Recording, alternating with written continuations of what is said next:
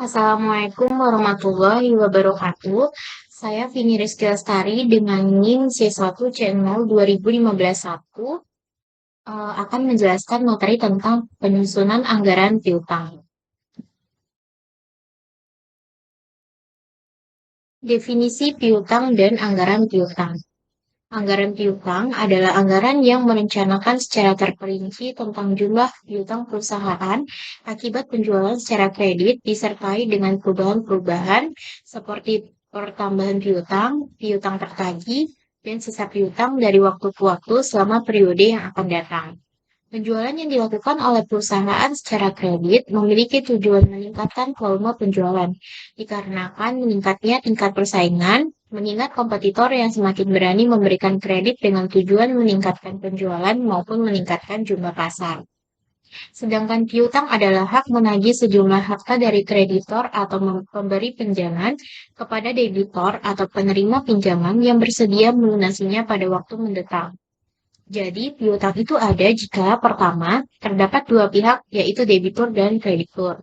Kedua, ada kesediaan debitur untuk melunasi kewajibannya kepada kreditur.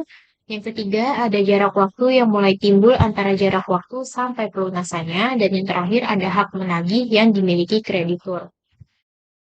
Yang kedua, jenis-jenis piutang. Yang pertama, piutang dagang, yaitu piutang yang timbul sebagai akibat menjual barang atau jasa secara kredit dari usaha pokok perusahaan. Piutang usaha berbeda dengan piutang dagang. Piutang dagang hanya terdapat pada perusahaan dagang yang menjual barang dagangannya secara kredit.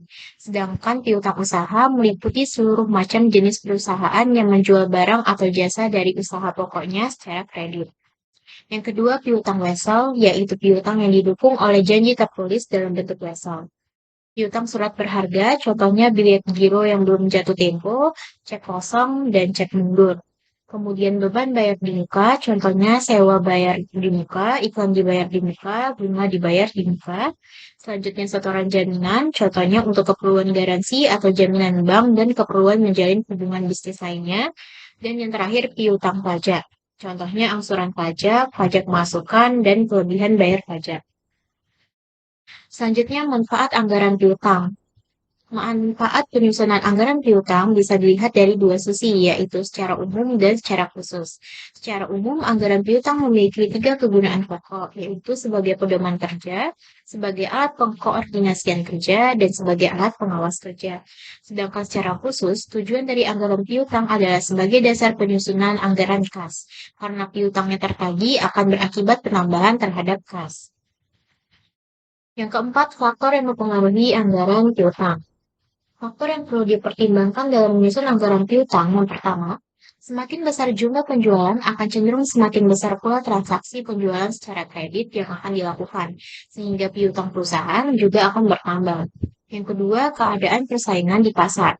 Semakin tinggi tingkat persaingan di pasar, maka volume penjualan secara kredit juga semakin meningkat. Yang ketiga, posisi perusahaan dalam persaingan. Semakin kuat posisi perusahaan di pasaran, maka perusahaan cenderung untuk melakukan penjualan secara tunai. Namun sebaliknya, jika posisi perusahaan cenderung lemah, maka perusahaan melakukan penjualan secara kredit. Yang keempat, syarat pembayaran atau term of payment. Semakin besar potongan penjualan secara tunai, maka piutang akan semakin sedikit.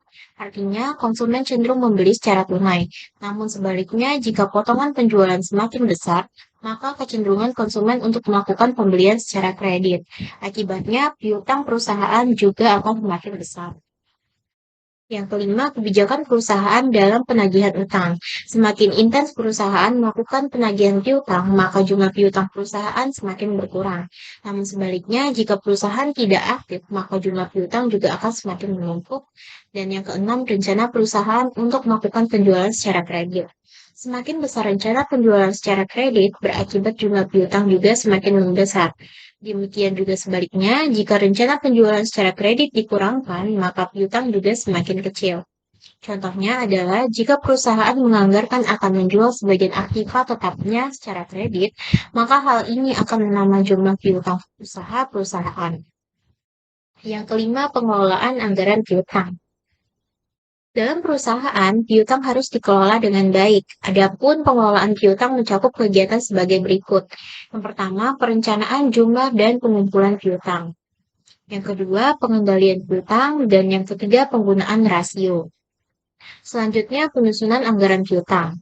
Langkah-langkah menyusun anggaran piutang ialah, yang pertama, tentukan besarnya penjualan tunai dan penjualan kredit yang dihasilkan oleh perusahaan dalam jangka waktu 1 bulan atau triwulan. Yang kedua, menentukan besarnya syarat penjualan kredit. Hal ini akan mempengaruhi jumlah piutang yang akan diterima oleh perusahaan dan merangsang kepada pelanggan untuk segera melunasi piutangnya. Yang ketiga, menentukan besarnya cadangan piutang tak tertagih yang biasanya ditentukan dengan presentasi dan sesuai dengan pengalaman periode sebelumnya. Dan yang terakhir, menentukan term of credit, yaitu jangka waktu pelunasan utang. Sekian penjelasan materi saya, lebih dan kurangnya saya mohon maaf. Wabillahi taufiq wal hidayah. Wassalamualaikum warahmatullahi wabarakatuh.